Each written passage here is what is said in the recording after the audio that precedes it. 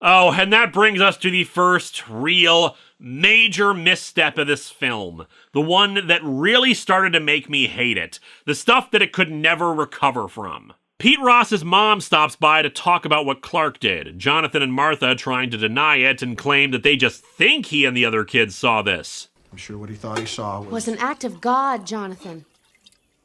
This was providence. What happened here was a miracle, and I want you to fucking acknowledge it. After accomplishing nothing with that sequence, Jonathan goes out to talk to Clark, reminding him that he needs to keep his powers a secret. What was I supposed to do?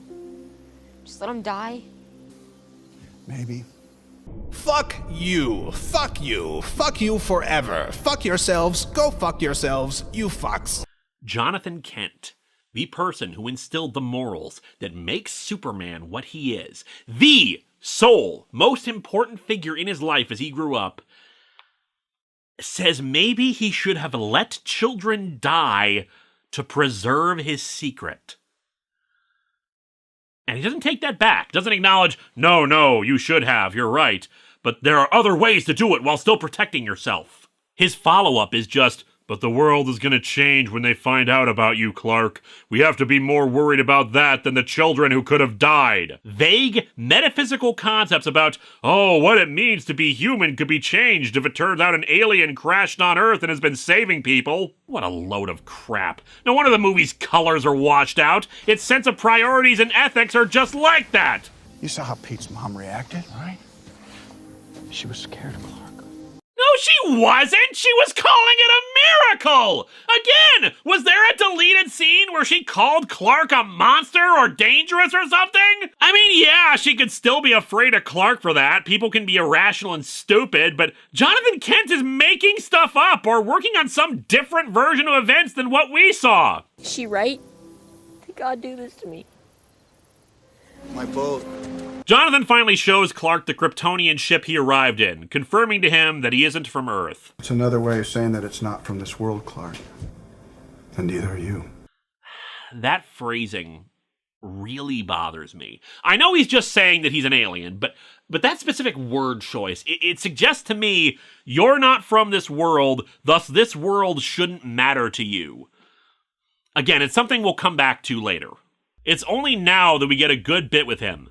Jonathan saying that he came here for a reason, and someday he's going to need to choose whether he stands proudly in front of the human race or to keep it a secret. And this is good dialogue here. Can I just keep pretending I'm your son? You are my son. Just don't save other people's sons, Clark, or else the entire world will change, and that will be bad. But somewhere out there, you have another father, too, who gave you another name. Yeah, once more with feeling, we'll come back to this later. You know, the complaint that people kept telling me on Twitter that they had about this movie was that Superman didn't want to help people, that he needed Jor-El to go tell him to be Superman.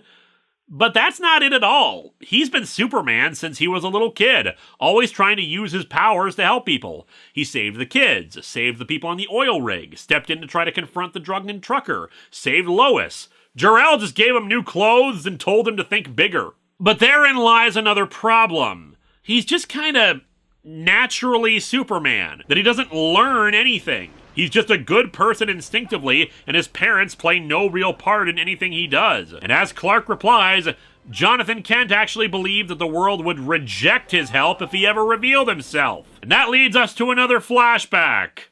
And another really terrible scene. And what a coinky-dink! It revolves around Jonathan Kent again.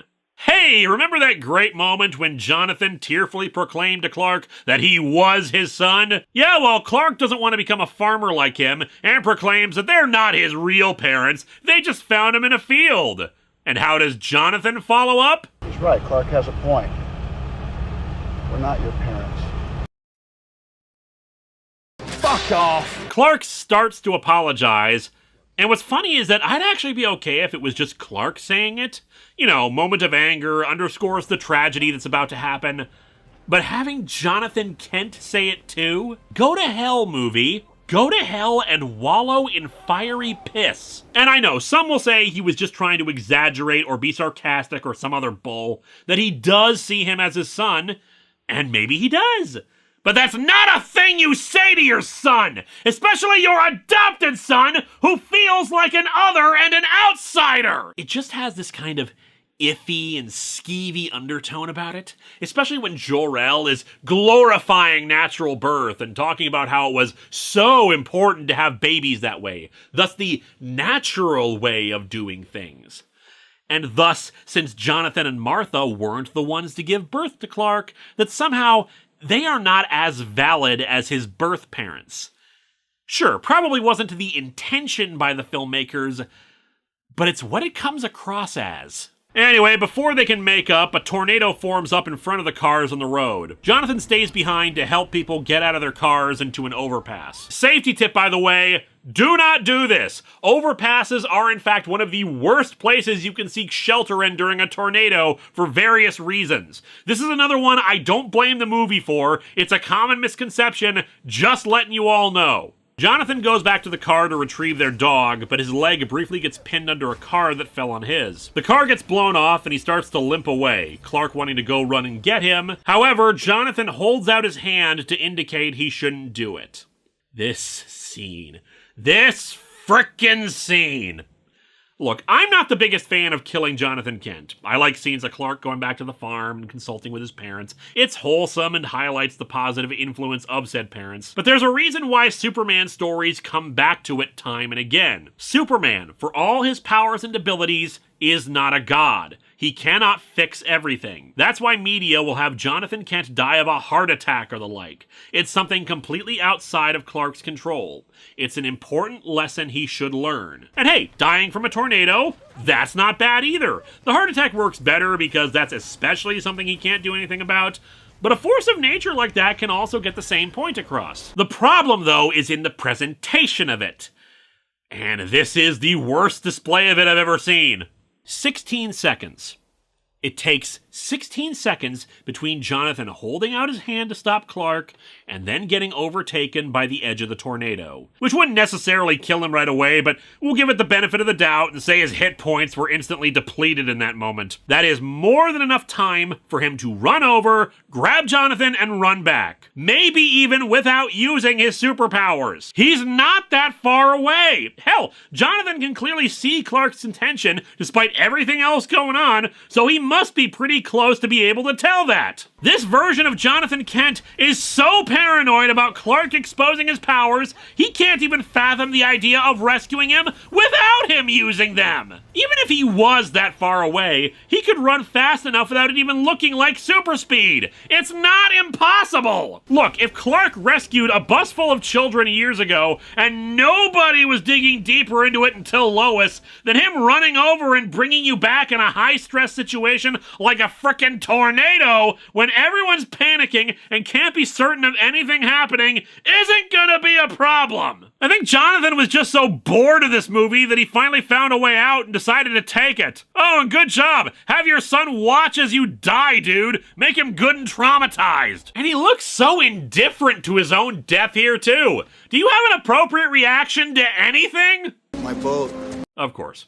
Behold the ethical values Jonathan Kent instilled in his child. Never use your power at all to help people. Exposing your abilities to anyone else is a worse thing than letting people, including loved ones, die. This version of Jonathan Kent has instilled a different set of ethics in Clark. Paranoia, distrust, selfishness. It's amazing how off the mark this is about Superman's character. That's the entire point of his backstory, that he was raised by two good people who brought about the best in him by being shining examples of humanity themselves. But no, so far it's just been Clark naturally wanting to do good, but then his parents are like, you stop trying to be a good person and let people suffer and die, mister. Your personal safety by staying a secret is more important than the lives of innocents. And it's continued on in Batman v Superman when his mom is like, you don't owe people anything. Don't bother going out to help people, especially if they're mean to you and want accountability. And then Ghost Dad shows up later to be all, helping people makes things worse. This movie keeps desperately trying to turn him into Superman, but he's held back by his dad telling him, stop being a good person and be selfish, damn it. You are a fool to help people.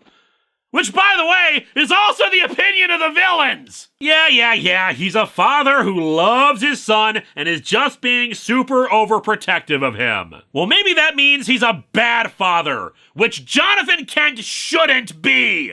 I let my father die because he was convinced that I had to wait. You're 33 years old at this point! How much longer are you supposed to wait? We start going into the infamous church scene, and then we don't. Like, I don't even remember this, but instead it's another flashback to Clark's childhood where some bullies want to beat up Clark, he resists the urge to fight back, and his dad praises him for not doing so. That in the future, he needs to figure out what kind of man he wants to be and all. Why is this scene here? Wouldn't this have been more appropriate to put right after the scene with Clark destroying the truck? Like, this is not a good metaphor for what's happening with Zod's threat right now. And don't think I didn't notice yet another fairly crappy life lesson from you, Jonathan. While every situation is different, sometimes it is the appropriate decision to fight back against a bully, because bullies will continue to prey on you if they think they can get away with it. There's nothing of good character about taking abuse. Jor-El has more screen time than Jonathan Kent, and is the one who's actually been the good father to him. Because Superman's Kryptonian heritage is more important to the character in this version than his human upbringing. Part of the problem here is a different mindset about Superman as a character, both in the comics and in the minds of some of his fans. To some fans, Superman is Kal-El first. His Kryptonian heritage and his parents from that world are more important because of what they did, sending him off from a doomed planet in the hopes of having a better life elsewhere. And thus it's only natural that Jor-El plays a big part in these proceedings. It's the attitude that the Silver Age seemed to have about him at times. Superman was his true identity, he had lots of Kryptonian tech, and knew tons and tons of stuff about his original homeworld and the people there, and really Earth felt more like a place he was living abroad in versus it being his true adopted home. When the world finds out what you can do, it's going to change everything. Our beliefs, our notions of what it means to be human, everything. That's another way of saying that it's not from this world, Clark. And neither are you. But somewhere out there, you have another father, too, who gave you another name. However, as time went on, particularly with modern reinterpretations of the character, we come to my preferred outlook of the guy. Jonathan Kent is the more important father figure in his life. Jonathan Kent raised him, instilled him with his morals, embraced humanity and compassion in Earth. Earth is his home. Clark Kent is who he is. Superman is a tool he uses to help people. But the guy who was raised on a farm is the person he is and his true heritage. Krypton is not even a memory for him.